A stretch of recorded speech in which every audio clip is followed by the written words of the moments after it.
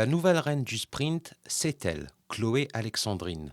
Sur la piste synthétique de bambou, elle a réalisé le doublé 100 mètres, 200 mètres pour se voir décerner le titre de meilleure athlète de ces championnats de Maurice junior. Sur 100 mètres, elle s'est fait quelques frayeurs, s'imposant néanmoins dans le temps de 12,68. Pour moi, mon but c'est faire 11 secondes. Mais aujourd'hui, je vois pas trop d'une faveur. Donc. Mais malgré tout, je suis content. Je remercie aussi bon Dieu parce que c'est grâce à lui que je reste aujourd'hui. Comme Chloé Alexandrine, Luciano Gaïki s'est aussi offert un doublé sur les sprints.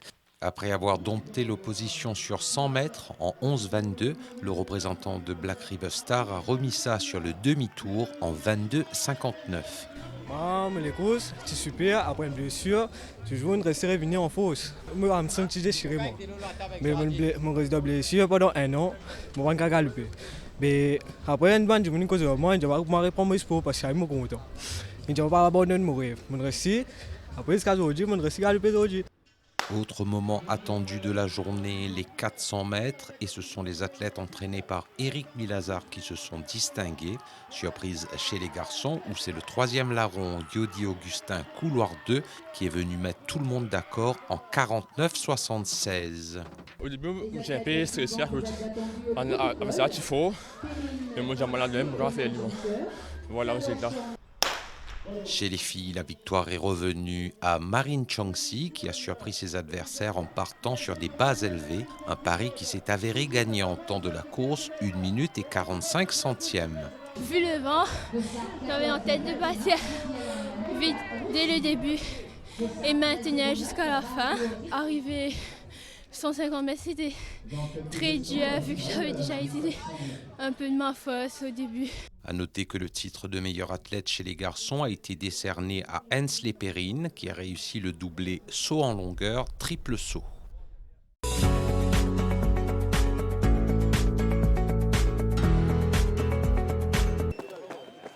Courir, sauter et surtout se préparer.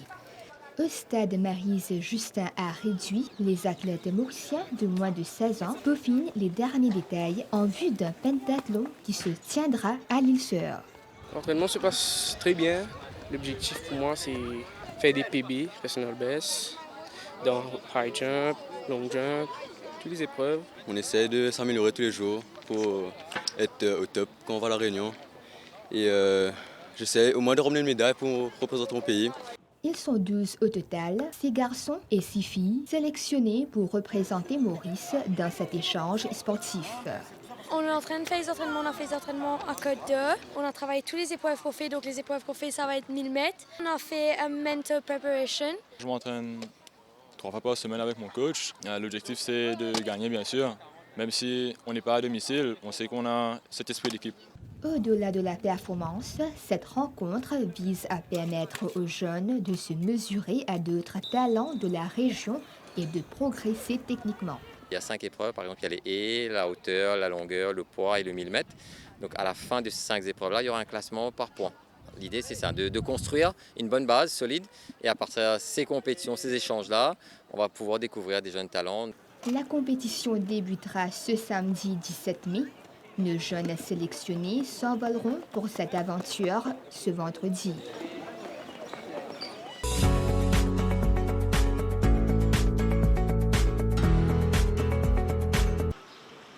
Trois ans de suspension, une éternité pour un nageur de son niveau.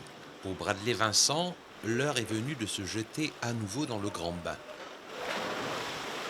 Soulagé d'avoir été blanchi, la star de la natation mauricienne reconnaît qu'il y a eu des moments de doute, des moments où il a pensé tout laisser tomber. Mais dit-il, c'est dans le soutien des siens qu'il a trouvé la force de s'accrocher.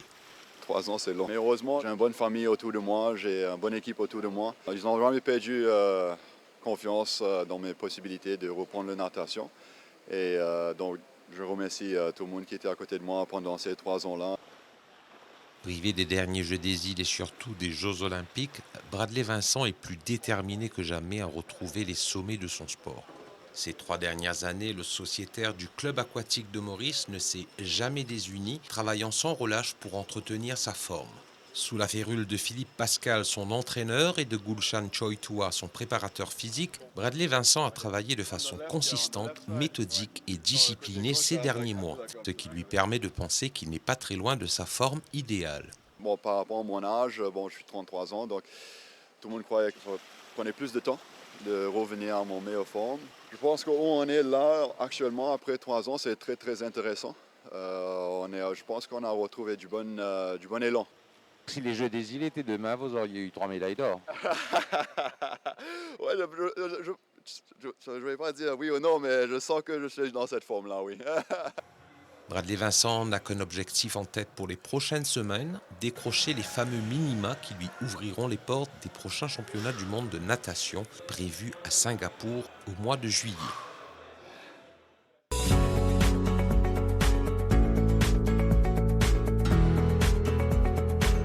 Sur les tatamis, les salles ou les terrains, l'intensité est à son comble. 160 athlètes issus de 11 disciplines se sont retrouvés à Côte d'Or pour une séance d'entraînement de haut niveau. Objectif, représenter fièrement le quadricolore aux prochains Jeux de la CJSEI. La préparation se passe bien. On a des coachs qui nous aident beaucoup, nous entraînent. Et l'objectif, c'est qu'il nous rapporte le plus de médailles possible pour Maurice. Préparer, il faut pour CJSEI pour l'avoir. Et bien fier, bien content. C'est un honneur pour moi de pouvoir représenter mon pays encore une fois sur le plan international. Moi, l'objectif, c'est d'avoir l'or par équipe et aussi en individuel, s'il se peut. Autour d'eux, encadrement solide. Vu qu'il y a badminton et volleyball, je comprends qui au ce cas sauter. Et ensuite, nous faisons un test agilité. Vu que le High Performance Center est partie prenante de la préparation physique des athlètes, donc là, on va dire que les choses sérieuses commencent aujourd'hui. Le ministre de la Jeunesse et des Sports a fait une visite sur le terrain afin de constater la progression de nos jeunes athlètes. Je suis très impressionné par l'entraînement qui est jeune, fait gagner ici à Côte d'Or. Et je pense tout ça là, avec l'encadrement qui se peut gagner, nous pouvons faire un bon jeu aux Seychelles. À savoir que lors de la 12e édition de la CJSEI, Maurice avait pris la 2e place du classement avec un total de 46 médailles d'or.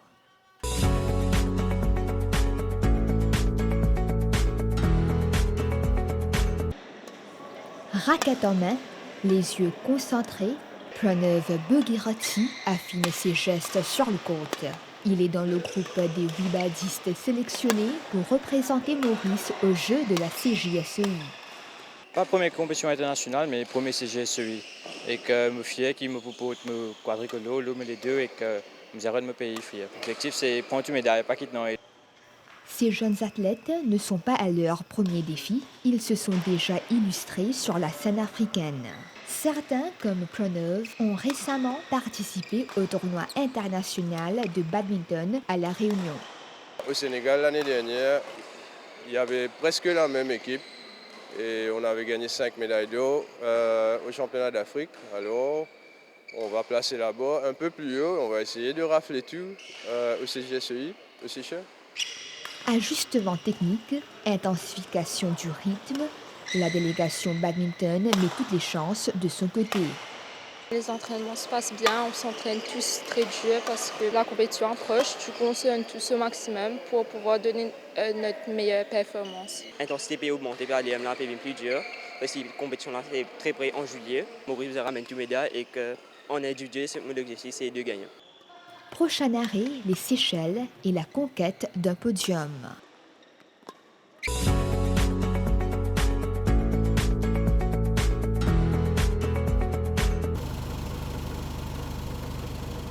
Le bruit des machines résonne dans le calme du sud. À belle ombre, dans une petite fabrique, les bouteilles de verre vides ne finissent pas à la poubelle. Elles entament une nouvelle vie. Ici, les bouteilles proviennent principalement des hôtels des environs. Elles sont triées, broyées, tamisées pour devenir du verre recyclé, prêt à l'emploi. Plancton transforme les bouteilles en verre en granulés qui sont utilisés pour la décoration, le jardinage, la filtration de l'eau ou encore les sols antidérapants. Plancton, il voué depuis le départ en bas un projet CSA de Rogers dans la localité de Bellon pour recycler une bouteille. Vers 2010, il crée l'idée là de ban hôtel dans les environs, notamment les autres hôtels indépendants. Et l'idée de départ, c'est de trouver des solutions de comment, une fois transformé le verre en sable, comme on a pu voir, et en gravier, de trouver des solutions, des débouchés pour la réutilisation de ces bouteilles consommées dans ces hôtels-là. Une fois qu'ils sont en verre là, une bouteille, me penser dans une assiette cassée, etc., qui est arrivé ici. Donc tout ce qu'on jette qui a du verre, quand il finit process, il vient du sable, il vient gravier, whatever, qui est capable de faire ça? Alors à noter que comme on cause l'assiette cassée, c'est exactement le type de verre qui nous pas trop répond, pas du tout même, parce qu'il y a un autre effet. C'est un verre que nous bois, soit l'assiette. Ça, il y a un autre type de verre qui une bouteille. Une bouteille, il y a une autre solidité, densité, de manière de concevoir une bouteille industrielle, qui fait que les temps nous process, il écrase d'une manière que justement, nous pouvons morcer ni l'eau là, nous pouvons mettre dans la cour, mettre partout sans qu'il nous blesse, vraiment. Donc c'est que des bouteilles là? Que des bouteilles, exclusivement. Et même un panneau vitré, un leasing qui fait un panneau pour whatever, fenêtre ou autre, porte coulissante, mais ça aussi nous pas qu'à process parce qu'il y a encore une autre catégorie type de verre qui sont rendus les temps qu'ils passent dans nos broyeurs, il n'est pas pareil. Que deviennent ces bouteilles une fois écrasées? Je comprends, je suis capable de mettre dans un filtre, je suis capable de faire le traitement des eaux usées, je suis capable carrément de mettre un flooring avec lui. Qui est un type de quitteuse qui nous capable de faire ça? Tout dépend, encore une fois, des volumes qui nous ont en capacité de traiter. Plus nous pouvons traiter de volume, c'est-à-dire qui a l'ensemble avec plus nous pourrons recevoir bouteille, plus nous pouvons ouvrir un nouveau débouché, l'image de paire. Donc moi pour le moment, par rapport au volume qui m'a tiré recevoir et ma capacité à produire, à transformer en sable par une bonne machine, plus ou moins une machine performante, des fois qui est un peu vieillissant, mais voilà, nous sommes adaptés à nous balance l'eau, ça qui rentre et ça qui sortit. Nous avons aussi trouvé en termes de revenus, ça qui nous... Répondez à la question. Qu'est-ce qu'on peut faire avec tout ce que vous fabriquez comme gravier, sable, etc. Qu'est-ce qu'il y a ça? L'IAL, principalement pour nous, à notre échelle, ça qui amène nous une trésorerie qui permet de nous payer un salaire. L'IAL dans tout ce qui est filtration, c'est la filtration des eaux usées, des piscines. Éventuellement, ça aurait pu, côté CWA, filtrer l'eau consommable dans les foyers.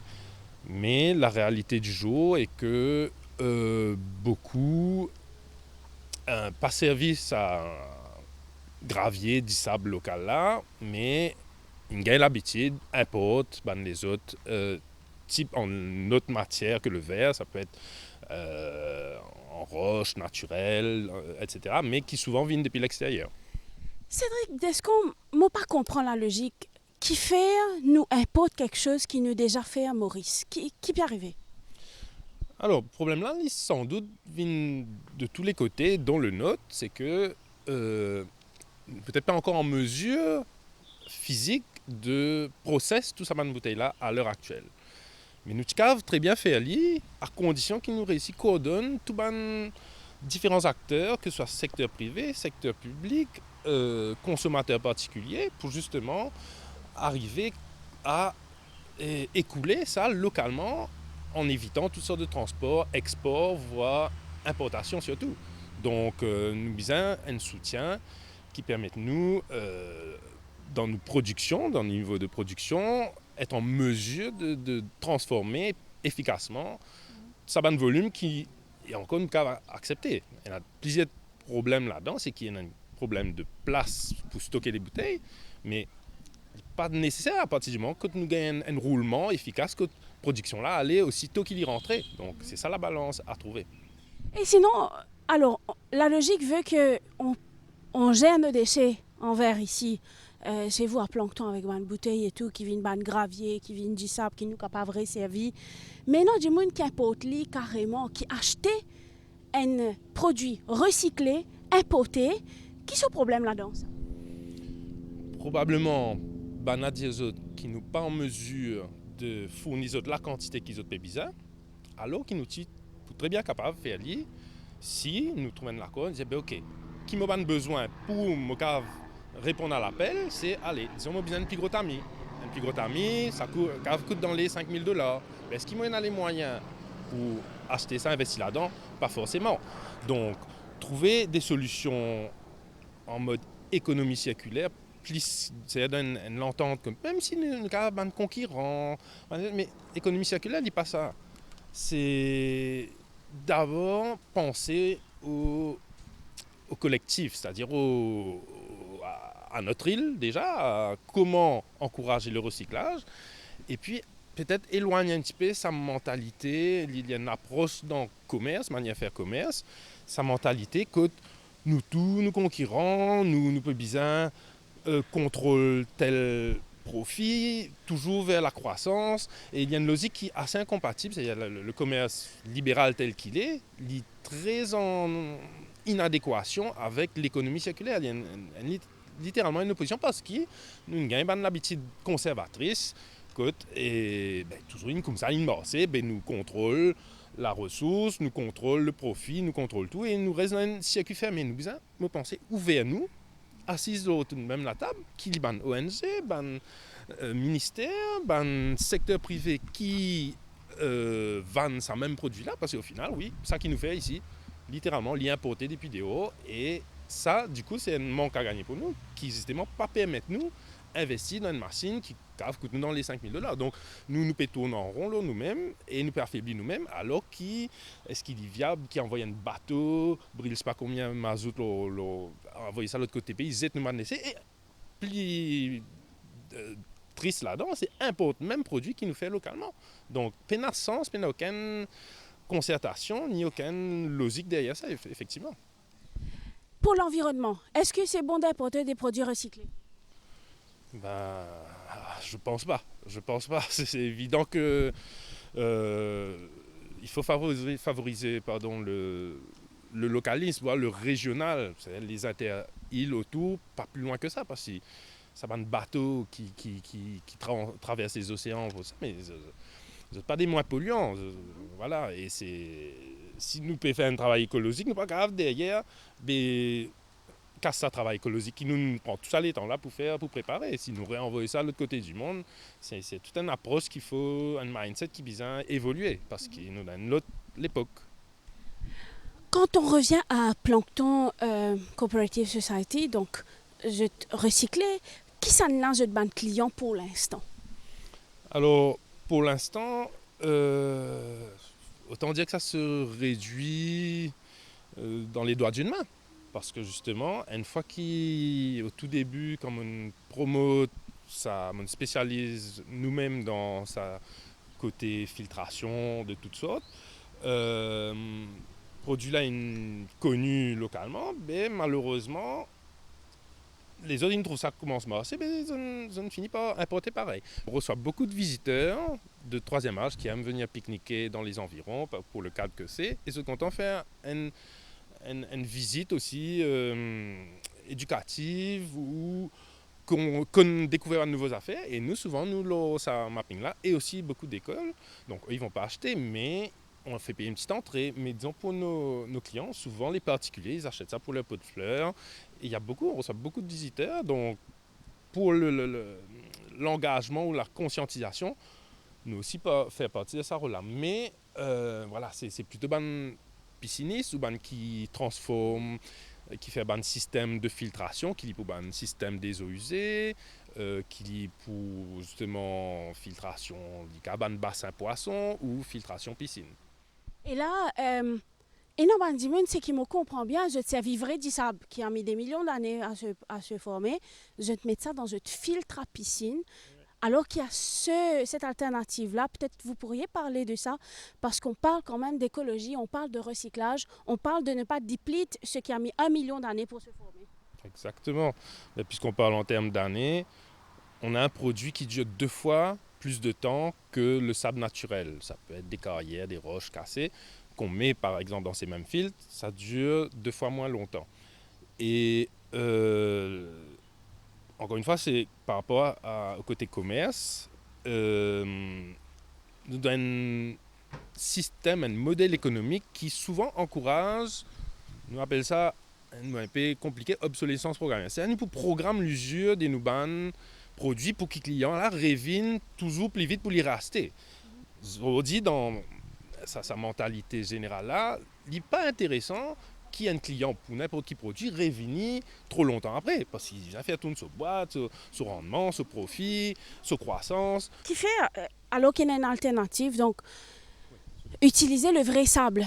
L'inconvénient du sable naturel, c'est qu'il dure 2 fois moins longtemps qu'il nous verre recyclé, qui est une propriété qui, au lieu de 3-4 ans pour ça, les autres catégories de sable, nous allons 8 ans. C'est pas avant 8 ans qu'il peut sans ou filtre. Bon, après, dépend dans qui style bassin. Un bassin poisson, il n'est pas pareil comme un bassin côte beignet.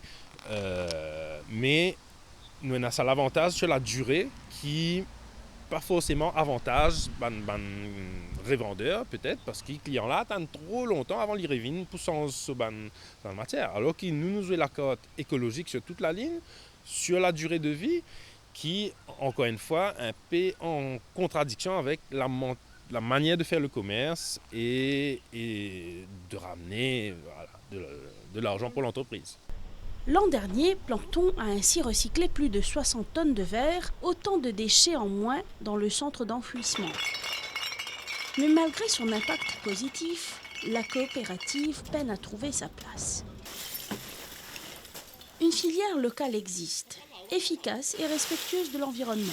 Reste à lui offrir l'espace nécessaire pour grandir dans un pays qui produit chaque année des centaines de tonnes de déchets en verre.